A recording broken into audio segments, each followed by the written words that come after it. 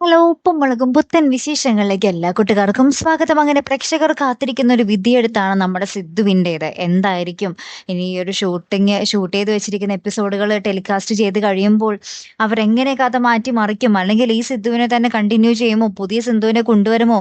അല്ലെങ്കിൽ ഈ സിദ്ധുവിനെ നമ്മുടെ ഇപ്പോഴത്തെ സിദ്ധുവിനെ, അതായത് സിദ്ധാർത്ഥ് പ്രഭു, സിദ്ധുവായിട്ട് അഭിനയിക്കുന്ന സിദ്ധാർത്ഥ് പ്രഭുവിനെ പുറത്തേക്ക് ഗൾഫിലേക്ക് പോയി എന്നും പറഞ്ഞിട്ട് കഥ മാറ്റുമോ എന്നുള്ളതാണ് നമുക്കിനി അറിയേണ്ടത്. ഇതുപോലെ തന്നെ ഇതിക്ക് മുമ്പ് നമ്മുടെ മുടിയനെ ഇതിൽ നിന്നും ഒഴിവാക്കാൻ വേണ്ടി ബാംഗ്ലൂരിൽ കഞ്ചാവ് കേസിൽ അകത്തായി എന്നും പറഞ്ഞായിരുന്നു നമ്മുടെ മുടിയന്റെ ക്യാരക്ടറെ നമ്മുടെ പാറമട വീട്ടിൽ നിന്നും ഉപ്പും മുളകിൽ നിന്നും വെട്ടിക്കളഞ്ഞത്. അപ്പൊ നമ്മുടെ സിദ്ധുവിനെ ഇനി ഏത് കേസിലായിരിക്കും പെടുത്താൻ പോകുന്നത് എന്നും നമുക്ക് കണ്ടു തന്നെ അറിയണം, അല്ലേ കൂട്ടുകാരെ? ഇനി മദ്യലഹരി കേസിൽ തന്നെ ഇങ്ങനെ ഒഴിവാക്കോ, അല്ലെങ്കിൽ പുറത്തേക്ക് പോയി അവിടെ എന്തെങ്കിലും പെട്ടുപോയി എന്നാക്കോ? അങ്ങനെയൊക്കെ എങ്ങനെയും ആകാം. ഏത് കേസിൽ നമ്മുടെ സിദ്ധു ഇനി പ്രതിയാകാം, അല്ലെ?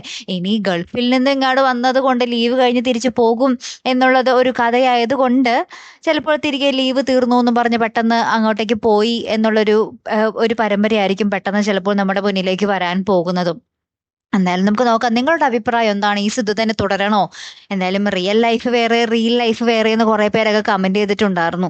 അപ്പൊ അങ്ങനെ ചിലവർക്ക് നമ്മുടെ സിദ്ധു ഇപ്പോഴും വേണം എന്നുള്ളൊരു ആഗ്രഹമുണ്ട്. കുറച്ച് പേർക്കൊക്കെ ഈ സിദ്ധുവിനെ അയ്യോ ആ വീഡിയോ കണ്ടതിന് ശേഷം ഞങ്ങൾക്ക് അംഗീകരിക്കാൻ പറ്റുന്നില്ല എന്ന് പറഞ്ഞ് കുറച്ച് പേരുണ്ട്. അപ്പൊ നമുക്ക് നോക്കാം ആർക്കാണ് സിദ്ധു വേണം എന്നാണോ വേണ്ടെന്നാണോ നിങ്ങളുടെയൊക്കെ അഭിപ്രായം? ഒന്ന് കമന്റ് ചെയ്യണേ.